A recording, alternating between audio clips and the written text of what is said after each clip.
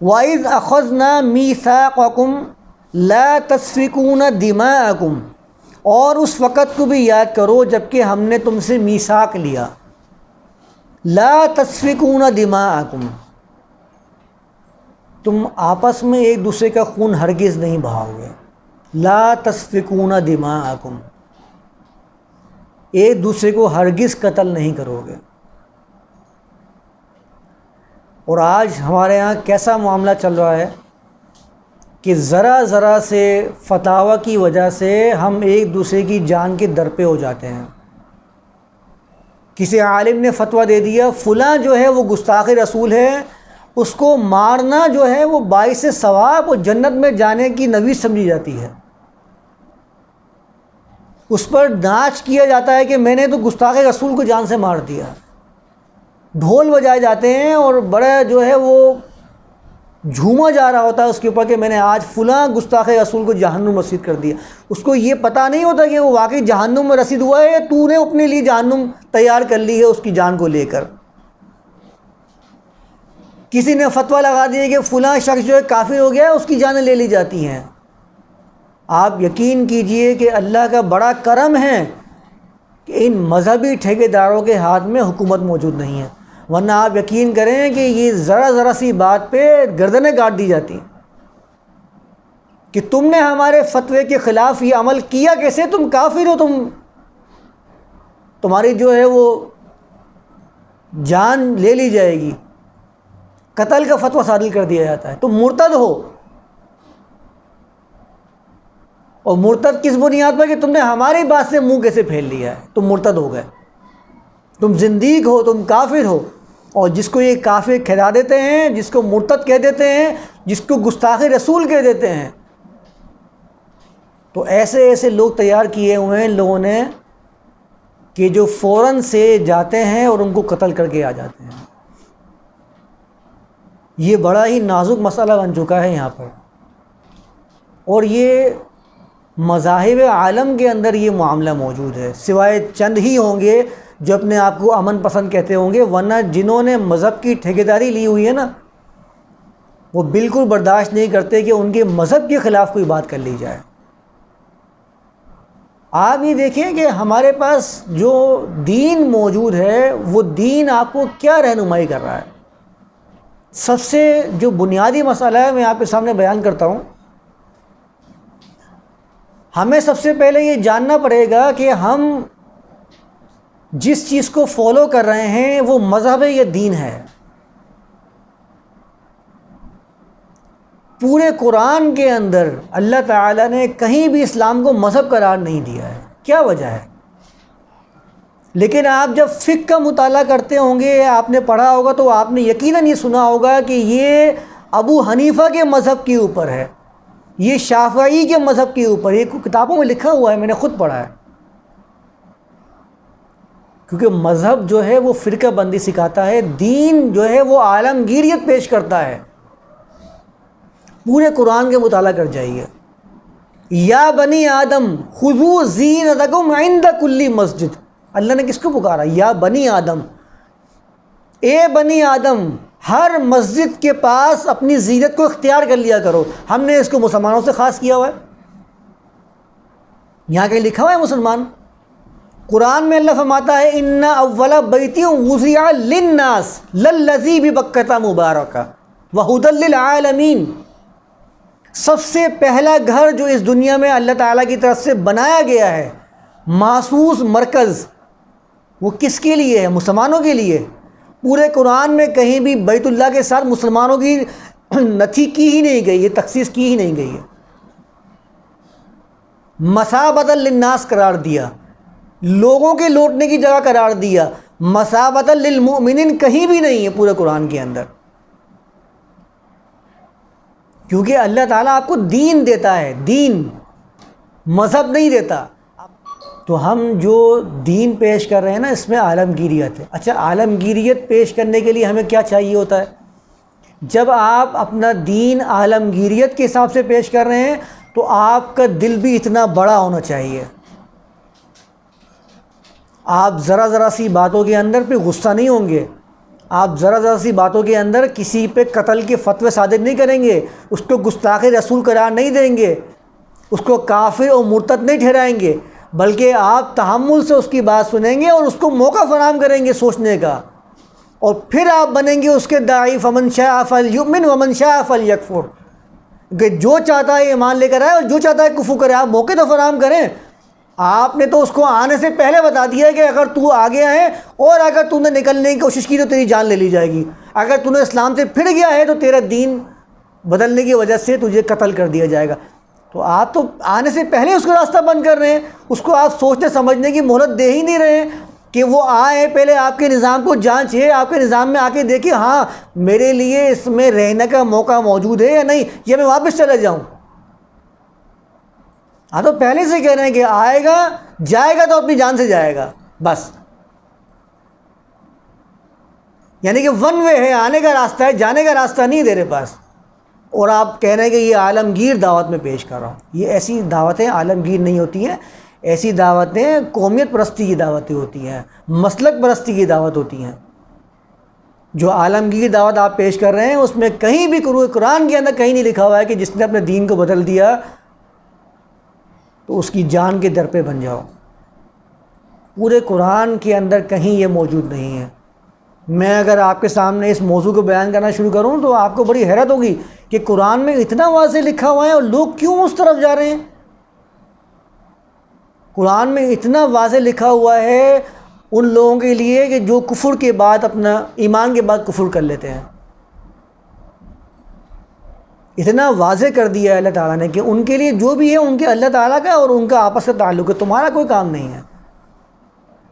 کسی انسان کو اس بات پر کسی کو قتل کرنے کی اجازت نہیں ہے کہ اگر وہ آپ کے مسلک سے، آپ کے مذہب سے، آپ کے دین سے پھر جائے تو پورے قرآن میں کہیں بھی اجازت نہیں دی گئی کہ آپ اس کی جان لے لیں۔ یہ سب کا سب روایت سے اخذ کرتا ہے۔ میں ذرا آپ کے سامنے وہ روایت پڑھوں، آپ دیکھیے گا اس روایت کے الفاظ یہ ہیں، اس روایت کے الفاظ ہیں من بدل دینہ فاقتلوہ، صحیح بخاری کی روایت ہے۔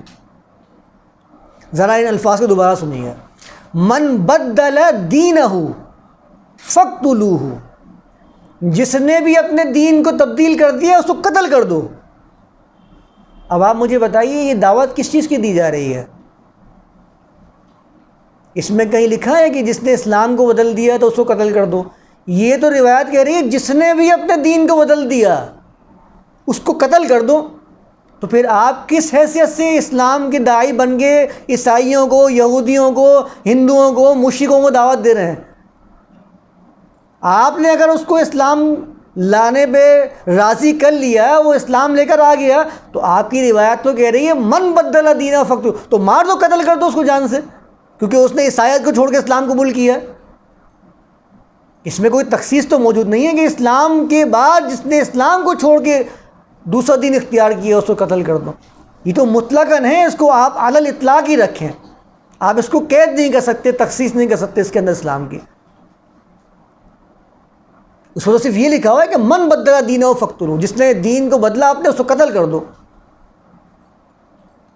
تو قتل کریں پھر جو اسلام قبول کر رہے ہیں، عیسائی اسلام قبول کر رہے ہیں، یہودی اسلام قبول کر رہے ہیں، ہندو اسلام قبول کر رہے ہیں، سب کو قتل کر دیں کیونکہ اسلام قبول کیا تو دین کو بدلا انہوں نے۔ آپ کبھی بھی یہ بات ایسے پیش نہیں کرتے ہیں، روایت کیوں پیش کرتے ہیں پھر ایسے؟ جب آپ خود ہی اس بات کے ماننے والے ہیں کہ قرآن اور حدیث کے اندر سے مجھے احکام اخذ کرنے ہیں، تو حدیث نے تو آپ کو فقط اتنا کہا تھا کہ جس نے اپنے دین کو بدل دیا ہے اس کو قتل کر دو۔ اب آپ یہ پیش کرنے لگ جائیں گے نہیں اس کی تشریح یہ نہیں ہے، اس کی تعویل یہ نہیں ہے، فلاں عالم نے یہ قرار دیا ہے، فلاں عالم نے یہ کہا ہے، تو پھر آپ نے حدیث کی مانی نہ قرآن کی مانی، آپ نے تو پھر وہ اپنے عالم کی مانی اور اپنے شیخ کی مانی۔ جب آپ خود کہہ رہے ہو کہ قرآن کی تشریح حدیث کر رہی ہے تو اس تشریح کے تشریح بھی آپ چاہ رہے ہو۔ بات سمجھ رہے ہیں میری؟ کہتے ہیں قرآن کی تشریح کرتی ہے حدیث، تو حدیث کی تشریح کیوں چاہ رہے ہو؟ قرآن کی تشریح کے لیے آپ حدیث کے محتاج تھے، اب آپ حدیث کی تشریح کے لیے مسجد کی سے تشریح کے محتاج ہو۔ پھر اس تشریح کے لیے ایک نئی کتاب اس زمانے کا عالم لکھے گا دیکھو میں نے یہ شرح پیش کی ہے، یہ ہوتا رہا ہے۔ پہلے آپ نے قرآن کی تشریح پیش کی، بولے حدیث قرآن کی تشریح ہے، سمجھیے گا ذرا اس بات کو۔ پھر حدیث کی تشریح کے لیے آپ نے جو ہے وہ شرحیں لکھنا شروع کر دی. شرح صحیح بخاری ابن حجر اسقلانی کی مشہور نہیں ہے فتح الباری کے نام سے, کتنی شروحات موجود ہیں حدیث کی کتابوں کی. پھر اس تشریح کے اوپر آج کے زمانے کا عالم بھی تشریح لکھ رہا ہے, بولا نہیں یہ تشریح میں یہ غلطی, جو میں تشریح کر رہا ہوں یہ صحیح ہے. تو بھائی کہیں آگے رکو گے یا چلتے ہی رہو گے تشریح بل تشریح دل تشریح دل تشریح؟ تو ایک عام بندہ دین کو سمجھے گا کیسے؟ تشریح تو ہر بندے کی الگ ہوتی ہے, ہو سکتی ہے. تو آپ صرف یہ بتا دیجیے آپ جا کے رکیں گے کس جگہ پہ. قرآن کی تشریح پیش کرتے ہیں حدیث سے, اور جب ہم بولتے ہیں لاؤ بے حدیث میں تو لکھا ہے من بدل دینہ فقتلو, جس نے بھی بدل دیا اپنے دین کو قتل کر دو اس کو. آپ یہاں پر بھی نہیں مان رہے ہیں, آپ کہہ رہے ہیں نہیں اس کا مطلب یہ نہیں ہے بلکہ اس کا مطلب یہ ہے کہ جو اسلام کو بدل دے اس کو قتل کر دو. تو لائن ہے اس میں اسلام کا لفظ تو پیش کریں مجھے, لائیے. صحیح بخاری صحیح مسلم آپ کی سب سے اوتھینٹک روایت کی کتابیں ہیں, اس میں تو فقط اتنا ہی لکھا ہے, اس کے مقابلے میں تو آپ کسی کو مانتے ہی نہیں ہیں. اب اس میں مزید تشریح کی ضرورت کیا ہے؟ تو اس پہ خود بھی عمل نہیں کر رہے ہوتے ہیں, پیش ایسے کرتے ہیں جیسے کہ بہت بڑے قرآن و حدیث پہ عمل کرنے والے ہیں, اور جو قرآن کی بات کرے گا اس کو بولیں گے نہیں یہ گمراہ ہیں, یہ فاسق ہیں, یہ منکر حدیث ہے. تو اب آپ جب من بدل دینہ فقتلوہ کو کہہ رہے ہو کہ نہیں یہ تو اسلام کے بارے میں تھا, تو حدیث کا انکار کون بنا انکاری؟ کون ہوا منکر حدیث یا منکرین حدیث میں سے کون آتا ہے؟ تو آپ لوگ خود ہی اپنے عمل سے انکار کر دیے. تو آپ تو اسلام لانے والے کو کبھی قتل نہیں کرتے ہو. اور آپ مجھے خود بتائیے کہ اگر آپ یہ کہتے ہیں کہ اسلام کے بعد اسلام سے پھر جانے والے کو قتل کرنا یہ لازم ہے, واجب ہے, فرض ہے, تو اگر دوسرا مذہب والا آپ کو قتل کر دے تو پھر آپ کے لیے ناجائز کیسے ہوگا, غلط کیسے ہوگا؟ آپ گستاخی کے نام پہ کسی کو بھی قتل کرتے رہو وہ جائز ہے, لیکن اگر آپ ہندوستان کے اندر ان کی گاؤں ماتا کو قتل کر کے اس کی گستاخی کر کے آپ یہ امید رکھو کہ مجھے وہ چھوڑ دیں اور وہ غلط ہے, تو وہ بھی صحیح ہے اپنی جگہ پہ, وہ غلط نہیں ہے. پھر جتنا تقدس آپ اپنی چیزوں کے بارے میں رکھتے ہیں, اپنے مذہب اپنے دین کے بارے میں, اپنی شخصیات کے بارے میں رکھتے ہیں اور فتوے لگاتے ہیں کہ ان کی گستاخی جو ہے وہ اس کے اوپر قتل کیا جائے گا, اتنا ہی عقیدت وہ بھی اپنے مذہب اپنے دین کے بارے میں رکھتے ہیں, اتنی ہی عقیدت ان کی بھی ہے اس گائے کے ساتھ. وہ کہتے ہیں کہ تم نے اگر اس کو قتل کیا ہے تو تم قتل کر دیے جاؤ گے, تو وہ غلط کیوں ہیں, تم صحیح کیوں ہو؟ تم صحیح ہو اپنے مذہب اپنے دین کے اعتبار سے, تو وہ بھی بالکل صحیح ہے اپنے دین اپنے مذہب کے اعتبار سے. تمہاری عقیدت جتنی ہی اپنے مذہب کے حساب سے, ان کی عقیدت بھی اتنی ہی اپنے دین کے ساتھ, اپنی گاؤں ماتا کے ساتھ. تم کرتے ہو تو صحیح, وہ کرتے ہیں تو غلط. اس کے اصول پیمانہ ہے کیا؟ کیونکہ تم نے دین جو پیش کیا ہے, تم نے وہ دین پیش ہی نہیں کیا, تم نے مذہب پیش کیا ہے.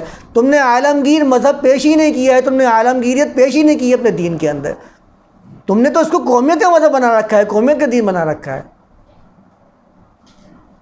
تمہارے لیے جو تم کرتے ہو وہ صحیح ہے, اور تمہارے جیسا عمل دوسرا کرتا تھا وہ غلط قرار پاتا ہے تمہارے نزدیک. کیونکہ تم جو مسلک پیش کر رہے ہو, جو اسلام پیش کر رہے ہو, یہ قرآن کا اسلام ہی نہیں ہے, یہ دوسرا اسلام ہے جو تم پیش کر رہے ہو. یہ روایات کا اسلام ہے, قرآن کا اسلام نہیں ہے. قرآن کے اسلام کے اندر کہیں بھی کسی شخص کے بارے میں یہ نہیں لکھا کہ وہ دین کو بدلے قتل کر دو اس کو. قرآن کے اسلام میں کہیں یہ نہیں لکھا, پورے قرآن کے اندر اٹھا کے پڑھ جائیے جہاں یہ لکھا ہو کہ کوئی کسی نبی کی گستاخی کر دے اس کو قتل کر دو.